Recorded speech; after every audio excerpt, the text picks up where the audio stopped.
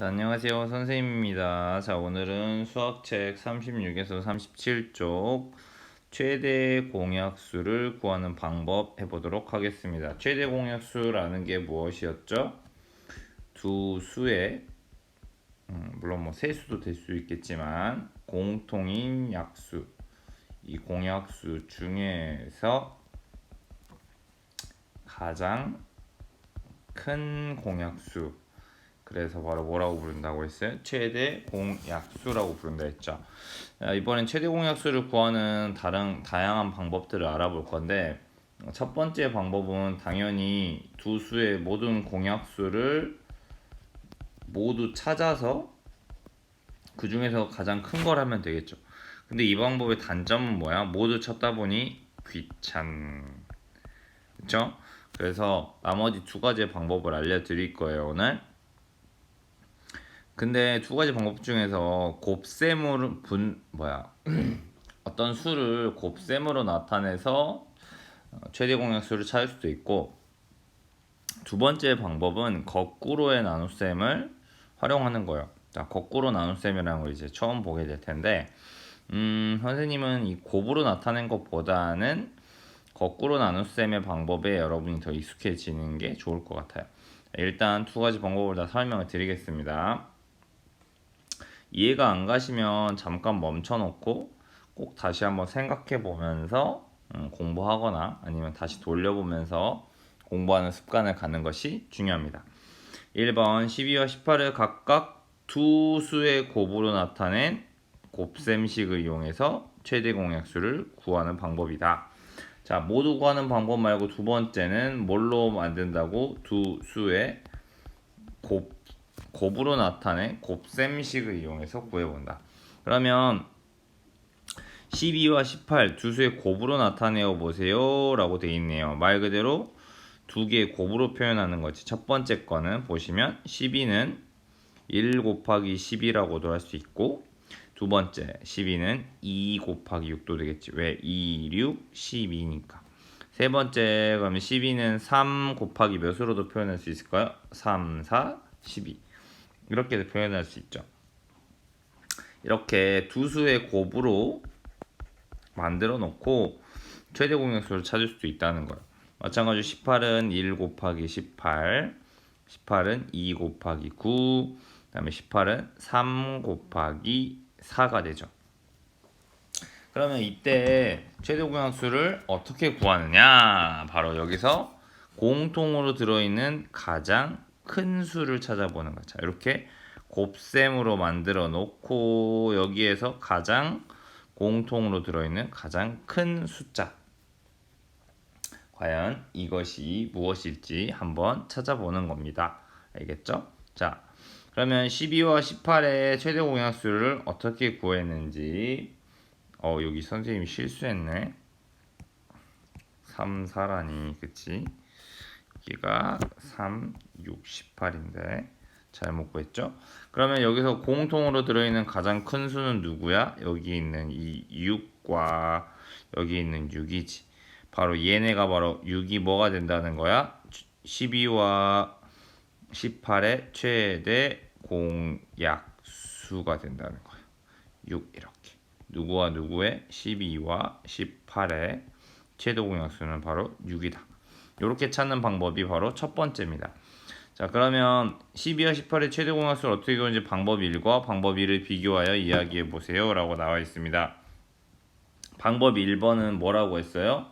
두 수의 곱셈으로 표현한 후에 여기에서 가장 공통인 큰 수를 찾는다. 즉 12는 2 곱하기 6이 되고 18은 3 곱하기 6이 돼. 이때 가장 큰 공통으로 곱셈에 들어가 있는 이 6이 바로 뭐가 된다는 거야? 최대 공약수가 된다는 거지. 근데 이 방법의 가장 큰 단점은 뭐냐면 숫자가 커지면 이 곱셈이 너무 다양해져요. 너무 많다는 거지. 곱셈이 많아지는 단점이 생겨요.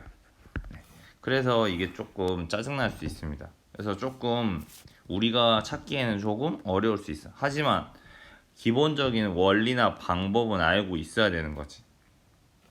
왜 이 방법을 이용해서 최대 공약수를 구하는지, 과연 최대 공약수가 뭔지 의미를 알거나 하는 걸 물어보는 질문을 던질 수 있기 때문에 이 방법도 알아두셔야겠죠.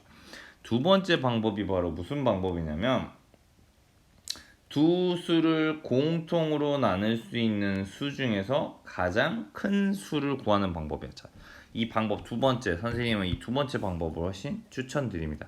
두 번째 방법은 뭐라고 하냐면, 이거를 거꾸로 나눗셈을 하는 방법이야. 거꾸로 나눗셈. 자, 그러면 거꾸로 나눗셈, 자, 한번 해보셔야 돼요. 자, 이렇게 말 그대로 나눗셈을 거꾸로 쓰는 거야. 그 다음 여기다가 12와 18을 따로 적어.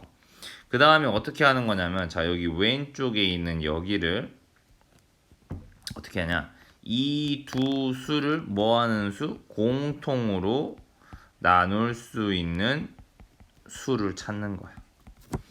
무슨 말인지 알겠죠? 자, 그러면 어떻게 되는 거야? 자, 12하고 18을 공통으로 나눠.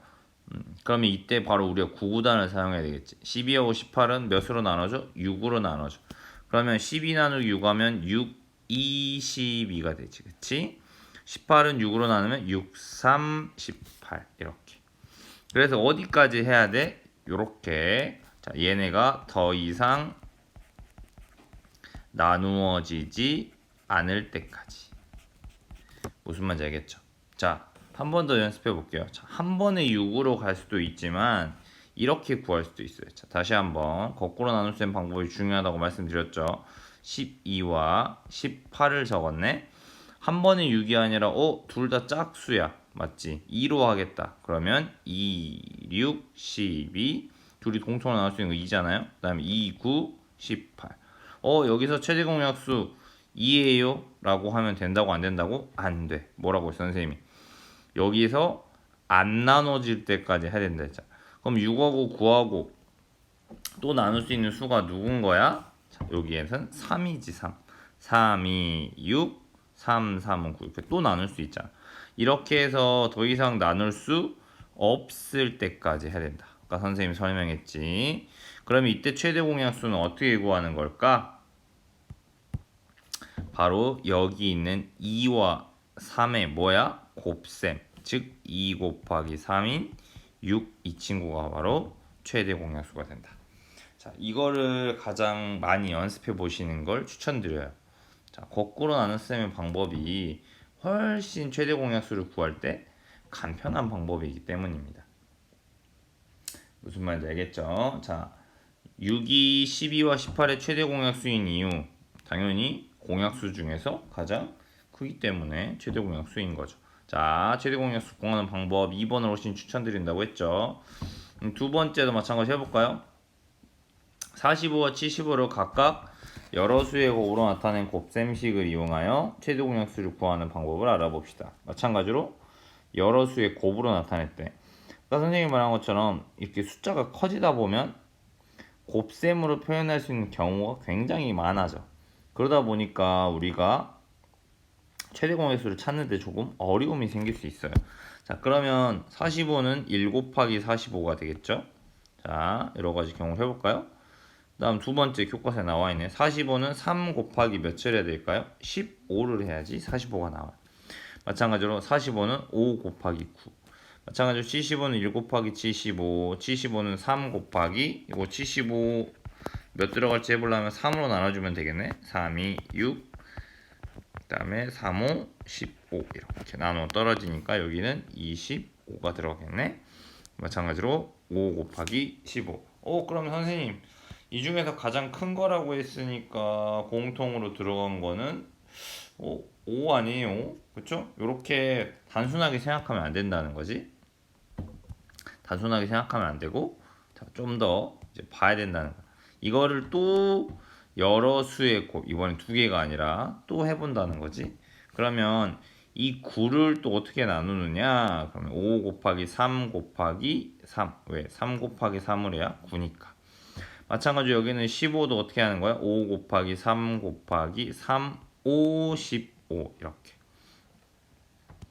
수가 커서 두 수의 곱으로 나타내기 어려울 때는 여러 수의 곱을 이용해라. 이렇게 나와 있죠. 그러면 여기에서 공통으로 들어가는 수가 뭐하고 뭐겠어요? 여기 있는 5 곱하기 3, 얘도 뭐가 들어가요? 5 곱하기 3이 들어가는 거예요. 자, 방법 1번처럼 이렇게 똑같은 곱셈이 들어가게 됐지. 그러니까 이 둘의 곱인 15가 바로 45와 75의 최대 공약수가 된다. 상당히 복잡하죠, 1번. 그죠? 1번은 복잡해요. 그래서 여러분이 안 그래도 지금 약수, 배수, 뭐 최대 공약수 지금 뭐 헷갈리고 있는데 선생님이 봤을 때는 보기 1번 방법이 훨씬 어렵습니다. 그래서 여러분한테 추천하는 방법은 몇 번이라고 했어? 두 번째 방법이라고 했지. 자, 오른쪽에 선생님이 다시 연습해 볼 거야. 자, 거꾸로 나눗셈 하라고 말씀드렸죠. 자, 이렇게 뒤집어서 빈 공간에 꼭 연습해 보세요. 45하고 75가 있어. 1단계 어떻게 하라 했어요? 두 수를 나눌 수 있는 공통인 수. 어려워하지 마. 한 번에 찾으려고 하면 안 돼. 75, 45는 딱 보면 선생님은 끝자리가 5로 끝나잖아요. 그러면 몇으로 나눌 수 있어? 5로 나눌 수 있거든. 그러면 45 나누기 5 하면 5, 9, 45. 맞아요?